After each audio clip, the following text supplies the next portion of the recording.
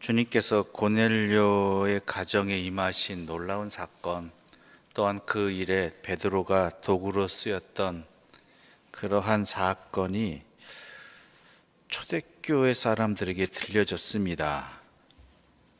그런데 문제는 뭐냐면 이들이 이 사건에 대해서 문제지 삼았다는 것이죠.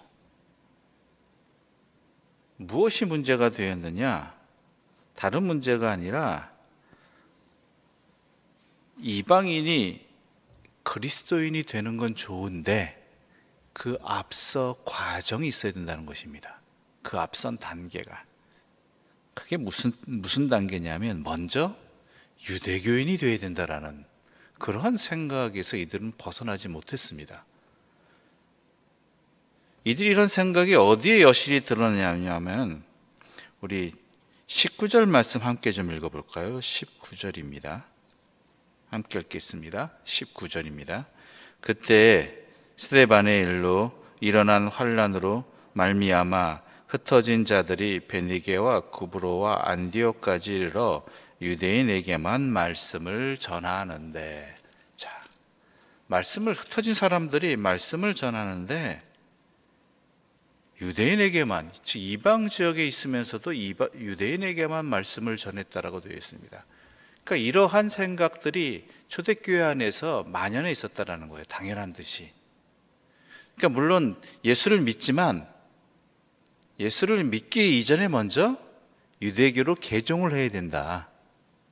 유대인이 아니면 유대교로 개종한 이방인의 먼저 그러한 일들이 있고 그 다음에 복음을 받고 그리스도인이 되어야 된다라는 이러한, 다른 표현을 하자면 할례주의자들이 있었던 거예요.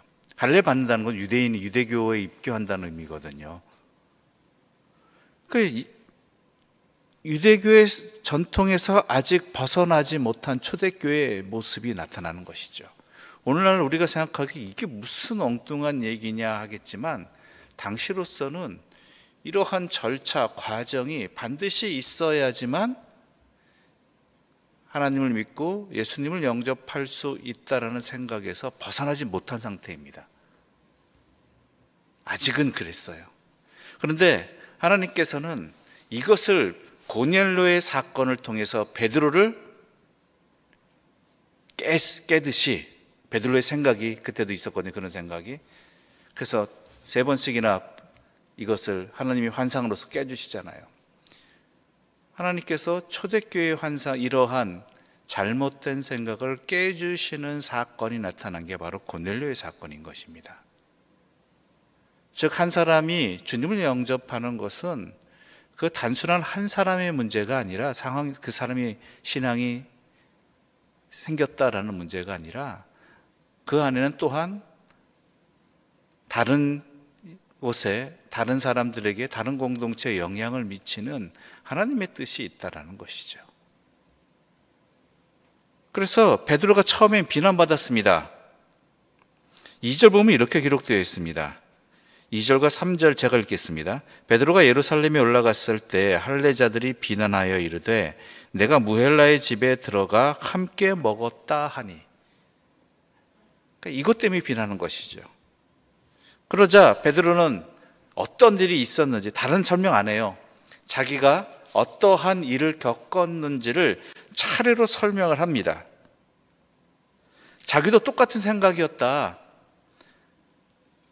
하늘에서 부정한 음식들이 내려왔을 때 자신도 주님, 제가 이 더러운 것들을, 부정한 것들을 먹을 수 없습니다. 지금까지 그런 적이 없습니다. 그러면 나도 할 수 없습니다 했을 때 하늘로부터 소리가 있어서 하나님이 깨끗하게 하신 것을 내가 속되게 하지 말라라는 이 말씀을 들었다. 그렇죠? 이런 설명을 쭉 하면서 17절 결론은 이겁니다.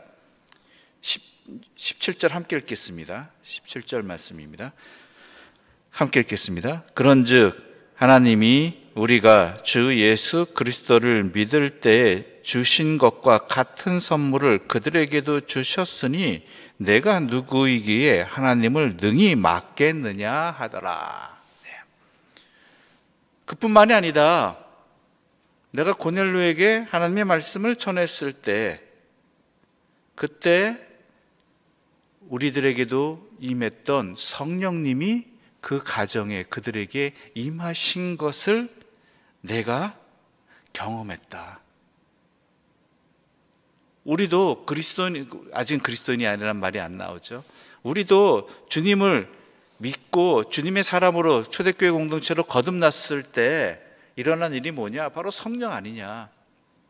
주님께서도 우리에게 성령을 주시겠다고 하셨고 그 성령이 고넬료에게도 임했는데 그게 중요한 것이지 어찌 우리가 기존까지 갖고 있던 생각 그런 것들이 하나님께서 하시는 일을 막을 수 있겠느냐라고 도리어 질문을 하고 있는 것이죠.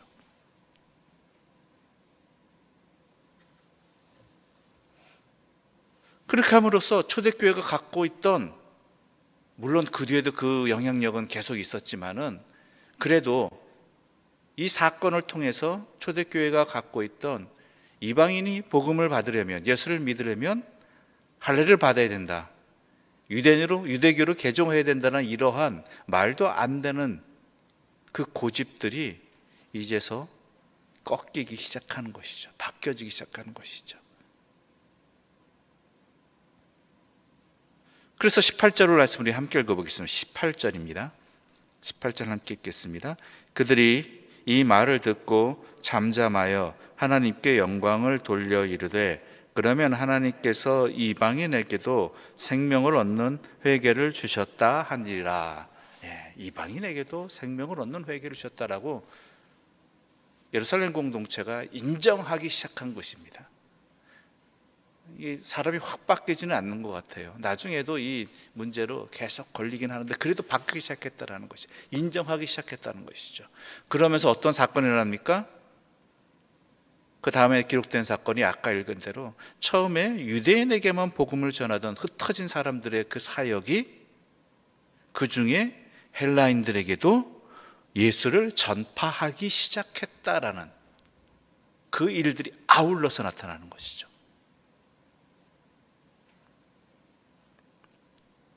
그러자 수많은 사람들이 예수를 믿고 주께 돌아오게 되었다. 즉 복음을 전하는 일이 있어야 되는데 그 일들이 유대인들에게만 한정되었다가 이것이 성령의 역사로 인해서 바뀌게 되는 것이죠. 이방인들에게도 복음이 전해지는. 즉 이들을 유대교로 개종해야 된다, 개종하고 난 다음에가 아니라 중요한 것은 복음을 믿고 예수를 영접하느냐, 하나님의 섭리 가운데 있는 이것이 중요하다는 것을 깨닫기 시작한 것입니다. 그래서 사람들이 많아가지고 안디옥 교회가 초대교회 공동체 중에 매우 중요한 사역을 감당하는, 여러분이 사도행전을 뒤에 쭉 읽으시면 아시겠지만 이 안디옥 교회 공동체는 이방 선교에 있어서 핵심적인 역할을, 예루살렘 교회 공동체가 제대로 역할을 못할 때에도 굳건히 서서 그 역할을 감당하는 소중한 초대교회 공동체가 새롭게 생기기 시작한 것이죠. 그래서 예루살렘 교회 공동체에서 이곳 안디옥의 교회 공동체가 형성되었다는 말을 듣고 바나바를 보내고 바나바가 사역을 하면서 더 강력해지고 더 풍성해지고, 그러자 바나바가 또한 매우 중요한 인물을 이 사역에 끌어들입니다. 그 사람이 누구죠? 우리 25절과 26절 함께 읽겠습니다. 25절과 26절입니다. 함께 읽겠습니다. 바나바가 사울을 찾으러 다소에 가서 만남에 안디옥에 데리고 와서 둘이 교회에 1년간 모여 있어 큰 무리를 가르쳤고 제자들이 안디옥에서 비로소 그리스도인이라 일컬음을 받게 되었더라. 아멘. 자, 누가 등장합니까? 사울이 등장하는 것이죠. 회심한 사울이.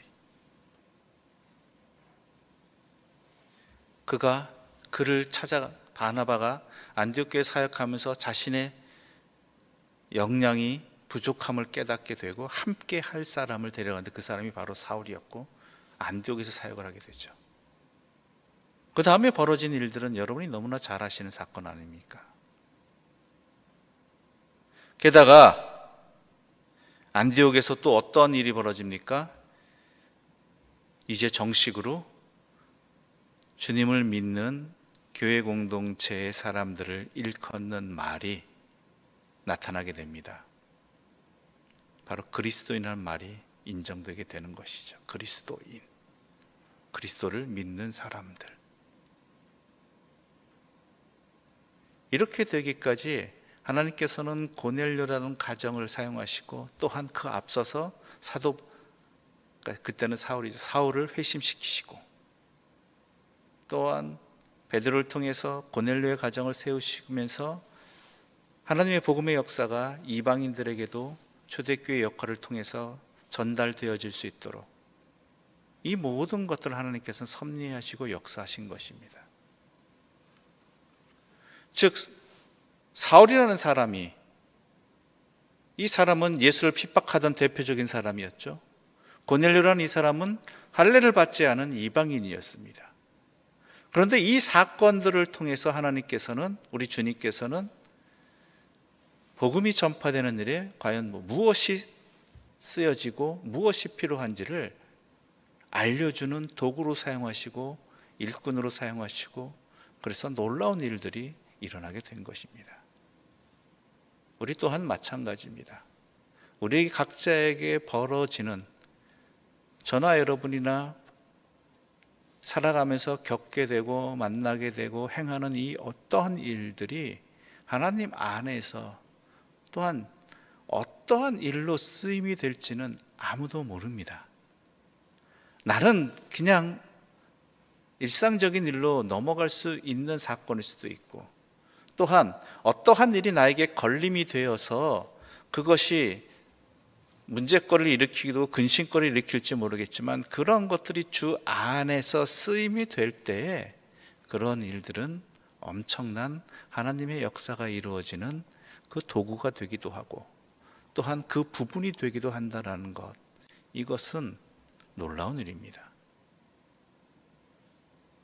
그러므로 여러분이 행하시는 모든 일들에 대해서 그러한 하나님의 쓰임이 있다는 것을 분명히 믿고, 그 모든 일들을 하나님 안에서 생각해 보시고, 또한 하나님의 쓰임이 된다는 그러한 뜻 안에서 행하시고, 그리고 그 일에 쓰임, 내 인생이 쓰임이 된다는 것, 내 인생의 그 작은 부분이 쓰임이 된다는 그 자체가 기쁨이 되어서 그 일들을 끝까지 잘 감당해 나가시는 하나님의 사람들 되시기를 바랍니다.